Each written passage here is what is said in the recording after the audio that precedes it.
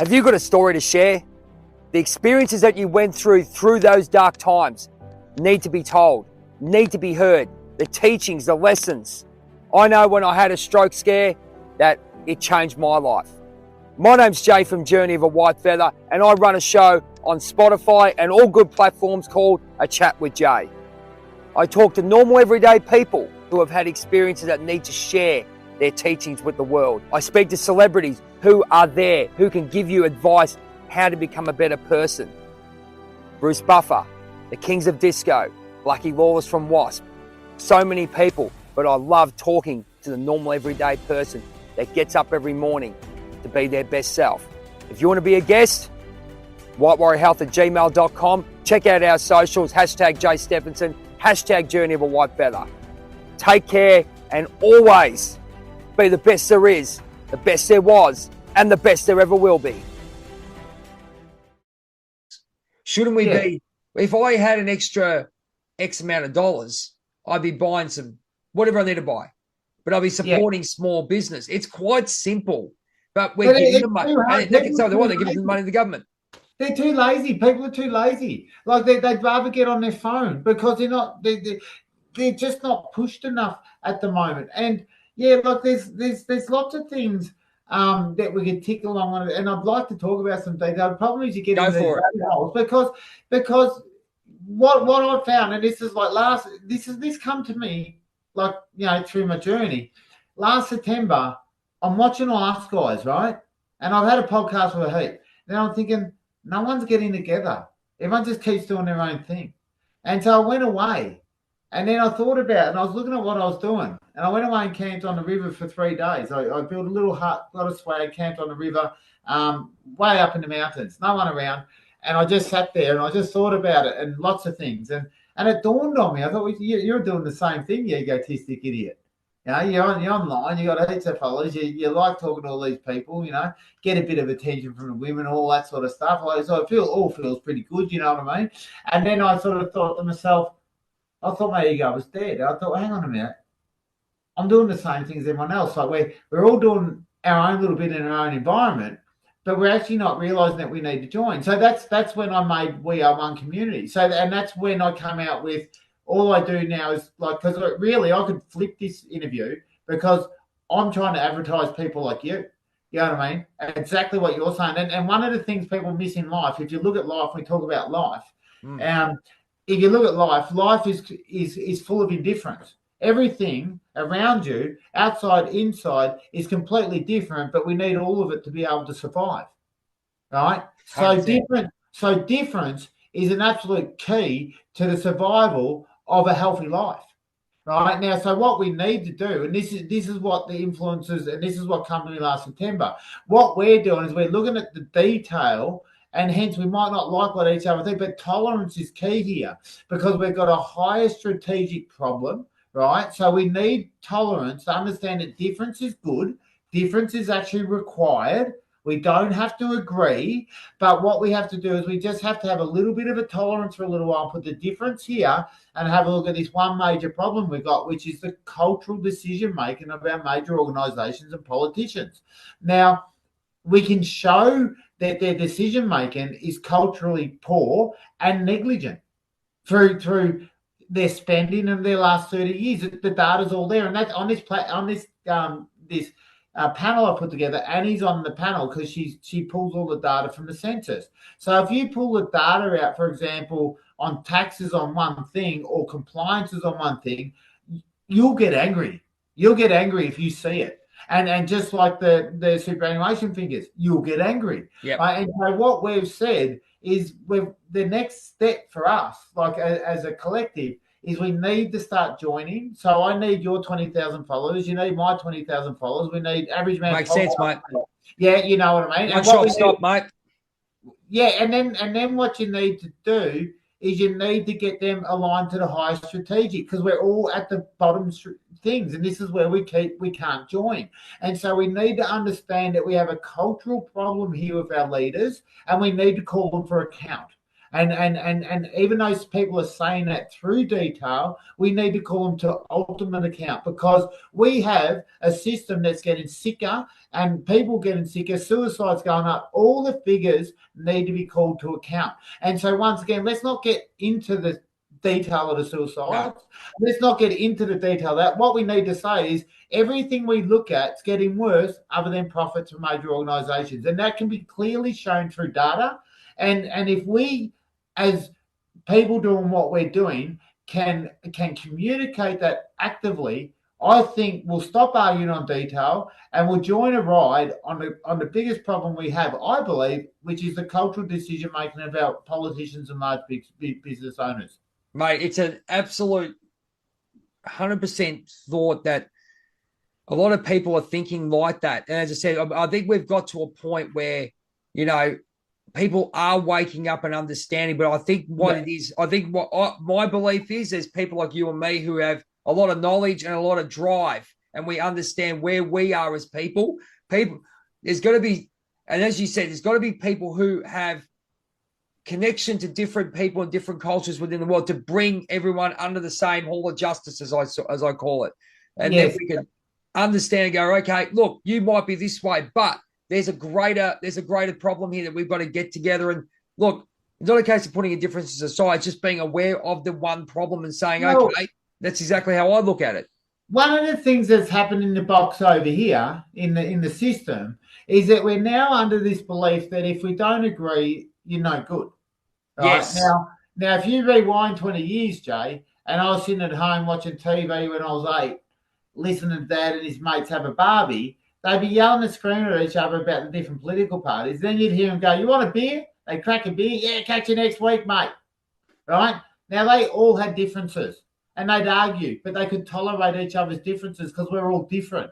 So what's happened in this system at the moment, and this is where I believe at the moment. So I've got a few little sayings that I say, like, corporate profit at all costs, stop and reverse the wealth divide.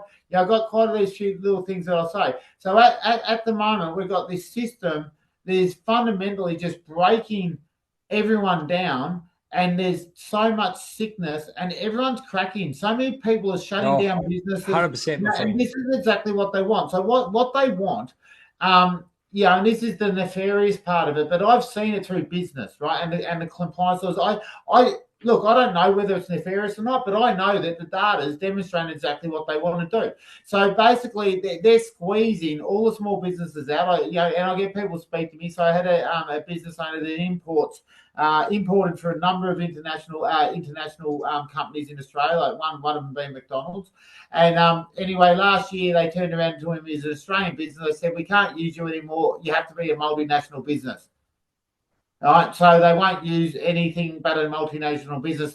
These large business organisations are squeezing all the small players out because that's how they get their market share. All right, that's how they get their market share, and then they can manipulate the markets, and then they can fuck around with the inflation through supply and demand. Because yes, inflation is lack of supply. But you can also change inflation, right? People are spending money. Things are gone up. People are spending money to buy because there's not much supply. The other way that you can actually fix inflation is up your supply. Because if you build factories and up your supply, then there's more supply. It's like manufacturing and all that, my friend.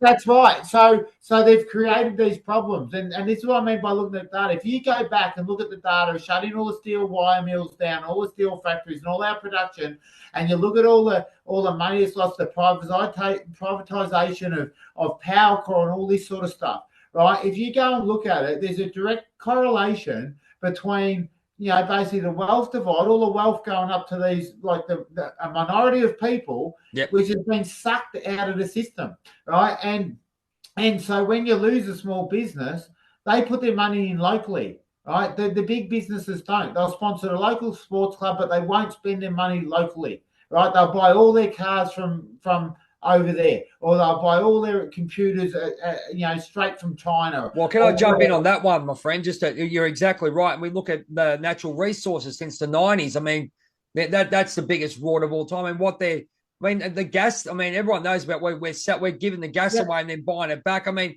business-wise, it's absolutely ridiculous. And they always make a joke about politicians aren't businessmen. They always make a joke about it. But isn't it quite simple? Okay, you've got something. Yep, no worries. We'll make a little bit of profit out of it or whatever it may be, barter, whatever it may be. But we're not getting anything out of it. We're giving it away for nothing. We should be self-sufficient. The best one I get is the solar thing. I still don't understand the solar thing, to be perfectly honest with you, because I think, right, son, give it to the generator, put the heat in the generator. That's it, done. Like, that's how I think. As I said, I haven't done any research on it, but we're the hottest country in the world. Why aren't we utilizing solar more often? Oh, because it costs too much. Key word, my friend. Cost. But it's also like, I remember it would have been 2 years ago when Albo got on the news and said, it's as simple as this. Like, he's a peanut. It's as simple as this.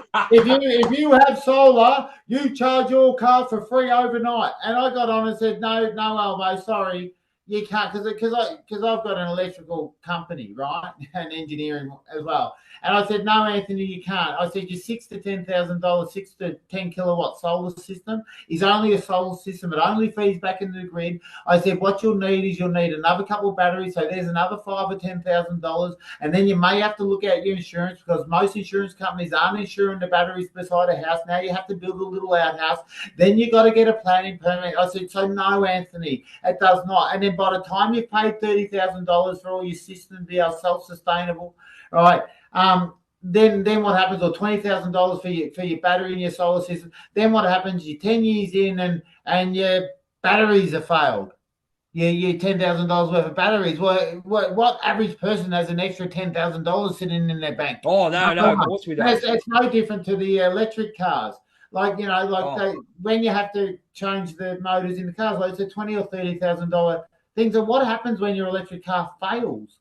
What happens to a normal person that's bought a $50,000 electric car, and next minute they've got to spend another $30,000 on a motor? Do you mind if I jump in on that one, my friend? No, go, mate, go. Yeah. Well, I just basically say this is a reality check, right? So I was in Houston last year during Hurricane Beryl, right? Yeah. So I saw the impact of a natural disaster. No electricity. Now I go and look at these people. Two things I think about electric cars. Number one, I don't want to be sitting on a battery, right? Radiation, think about it. Number two, what happens when the electricity goes out? You can't bloody charge them. So, I mean, this is the Captain Obvious stuff. And I mean, yeah, as you said, and you've got to come under, you've got to have people in the community, as you are. We are one community, as this will go up on as the chat goes on. And educating. I think it's educating. As you said, 100%. It's not about saying, the banks are doing this. What we're doing is having a mindset of education and connecting to yourself and understanding what's going on for your own betterment and your own good, so you can have a voice. When you connect to yourself, you start to realize that you're not looking outwards. And I call it inwards and outwards thinking. Yep. So inwards and outwards thinking. Yep. Everyone's thinking inwards. No one's and you can see it when you talk to people. Most people are already looking to reply before they've even heard what you've said. And we've just got so many bad traits in our society, and it's so fake. There's so much fakeness as well. Like, I call it glossy documents, and it starts with big corporations. And they've got all these glossy documents, and they say we do this and we do that, and they do none of it. Or they do 5% of it. Right, but it's there and it ticks the box in compliance. So when the auditor comes through the door, they can read the document and go, "Oh yeah, you do it, great work," And there's so much of that, and we've seen all the competencies. Just we are getting less competent, and we don't have the same intellect anymore. I'm sorry, but we just don't. There's no critical thinking. I'd like to take this time to shout out our supporters at Liberty Bullion, the best gold, silver, and platinum traders in Melbourne, even Australia. If you want to give them a call, their knowledge, their customer service is second to none. Back to the show. I'd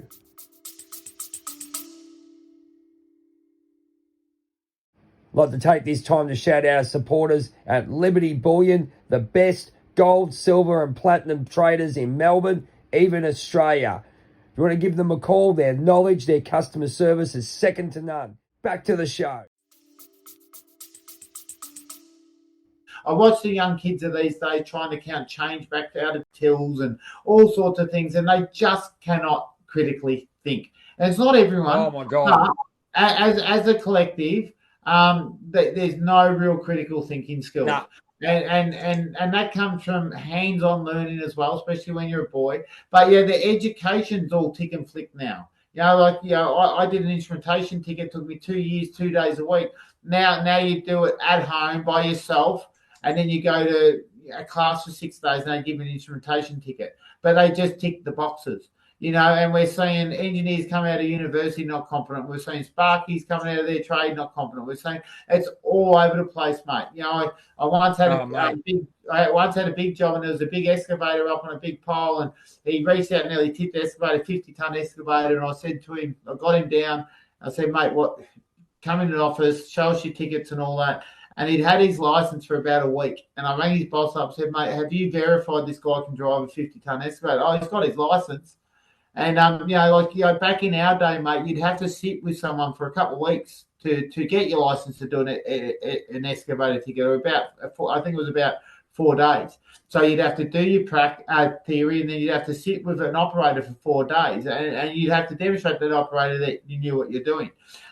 You don't do that anymore because that's too costly. You can't sit someone beside someone. So it's just a day in the classroom, and you run through it, and you got your excavator ticket. You get in the excavator in the class, and you go around 3 times. You put the bucket in and out, and then you get your ticket. Right? And then they wonder why people are dying on work sites. Can I ask you with that one? Okay, I wanted to go on about waking people up with the info that we've got. What do you think the process would be, knowing you don't want to go into detail, and I get that because we can go for days upon detail with you, me, and Chief Disruptor and Justice Matters and all the other super friends that I know. Great. Oh, you guys are fantastic.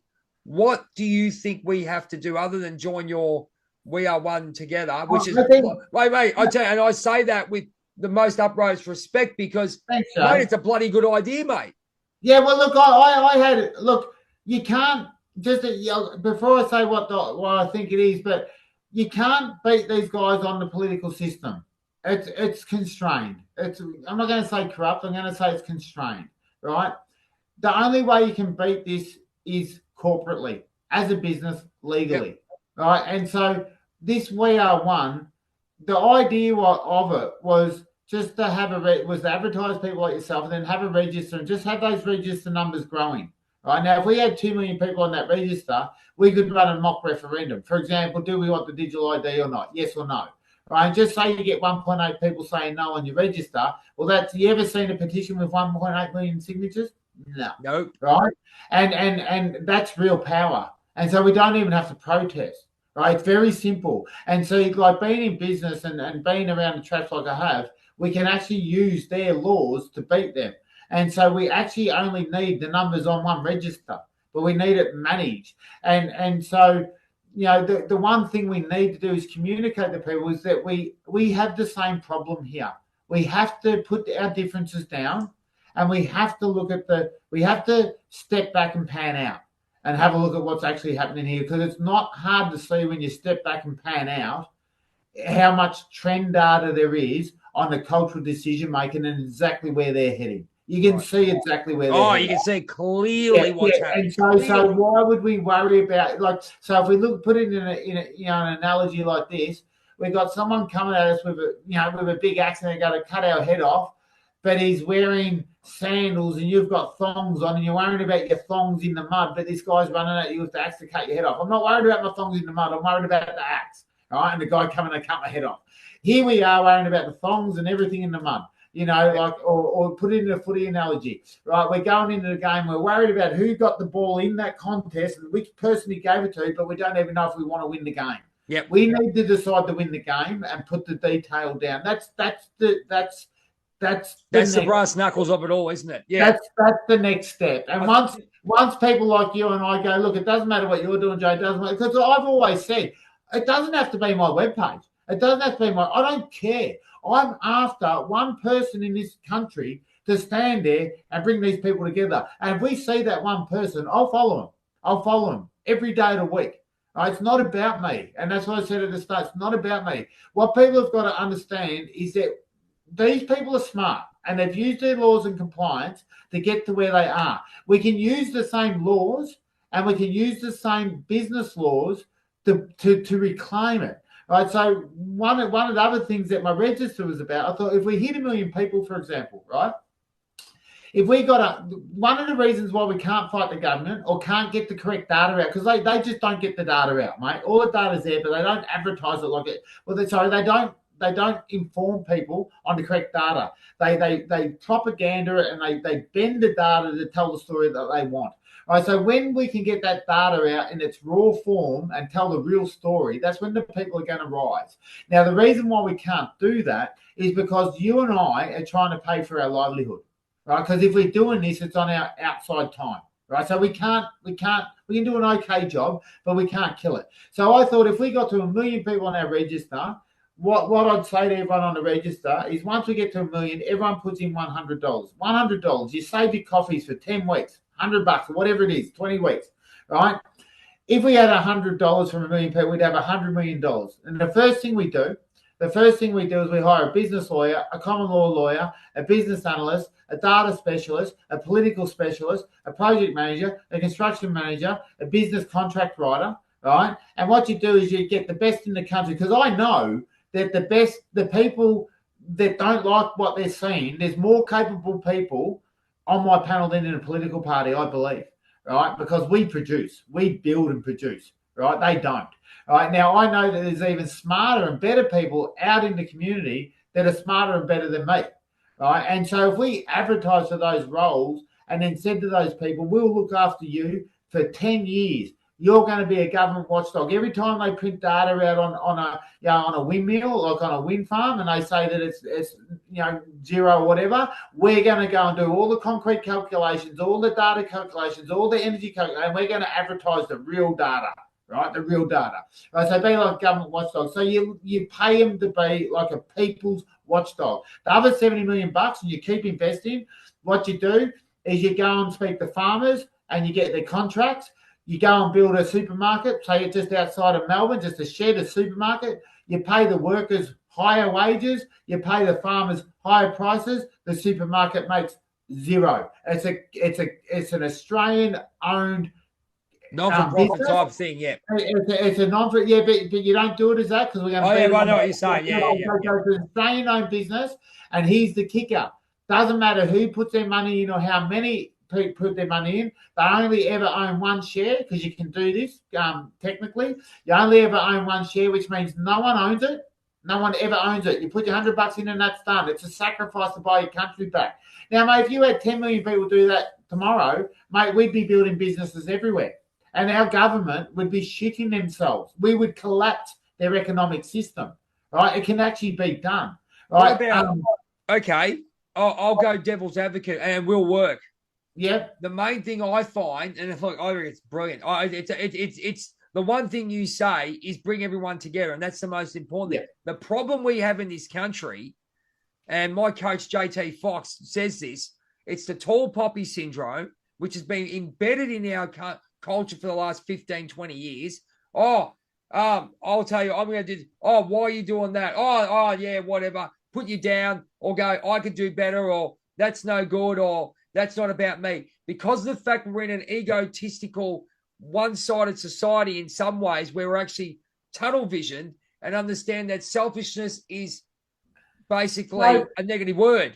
So I'll explain technically what you just said. So in this system, what's actually happened is if you look now, if you want to get on a board or a government thing, you've got to have a degree, right? Yes. So what's happened here, because like I run a business in an engineering world, right? I don't have a degree, but I've run a very big business in engineering world. I do a lot of engineering design.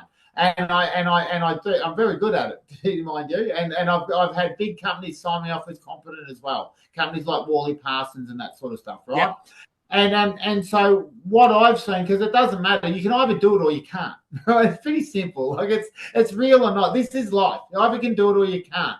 Over here, you've got the ticket, but you still say a lot of people still can't do it. So what we've done in our academics is we've classified and we've made it hierarchical. So you can't have certain positions if you don't have this piece of paper.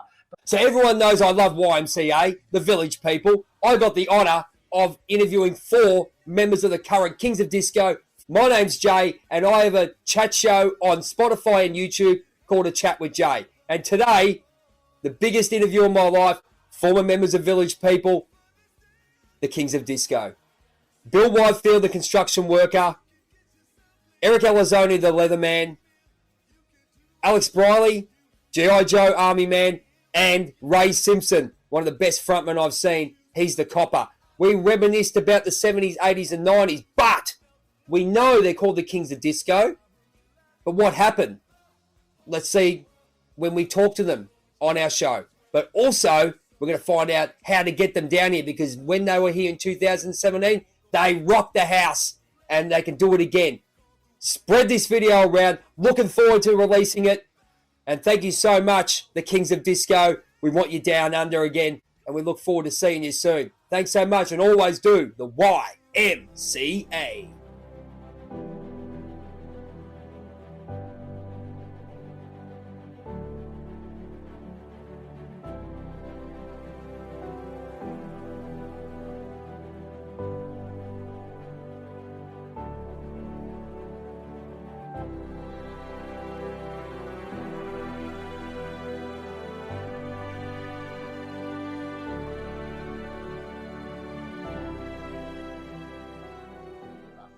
And all the time.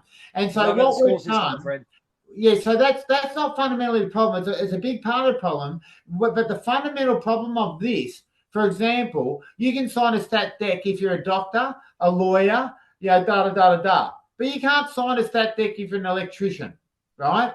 Now let's just look at that. Let's have a look at what that means. Like in human sense, right? As two humans, let's just say I'm in life and you're the lawyer, right? And I'm the Sparky. And why are you any more just and have any more integrity than me? Hang on a minute. Let's just ask a question. All you did was go to a different school, do a different form of education, even though I probably could have. I just didn't like that. I wanted to go and use my hands. But why are you classified as having integrity over me? This is the fundamental problem. They say this is so funny. I laugh about this shit all the time, mate. So what we've done as a collective is we're driven on this hierarchical classification now. And it doesn't matter what content you got. It doesn't matter. As long as you got the classification, you can be an absolutely bumbling idiot like Elbow, right? And still have the job, right? And so that is one of the fundamental. That's just the technical aspect of what you're talking about. I agree with you, my friend. I mean, I absolutely agree with you. I mean, as I said, and I go back to my coach, JT Fox, who said the same thing. I mean, especially in America, coming to Australia, he goes, you guys are so interested in degrees and all this, mate. And someone questioned him on it. It was really funny. Someone goes, I've got a doctorate. He goes, that's fantastic. I've got an MBA. He goes, oh, MBA. Yeah, massive bank account. Have a look at my credentials. Exactly what you're saying. It's funny. You go down, get a degree and whatever you want, then go back and do what you did and what JT does, and we're going to make yourself self-made millionaire or self-made person, however you want to put it. But this is what we're missing in this country, and this is exactly what you're talking about. And I've never mentioned what I've done on social media, really. But I took $5,000 over a 10-year period and turned it into 130 million turnover in 10 years.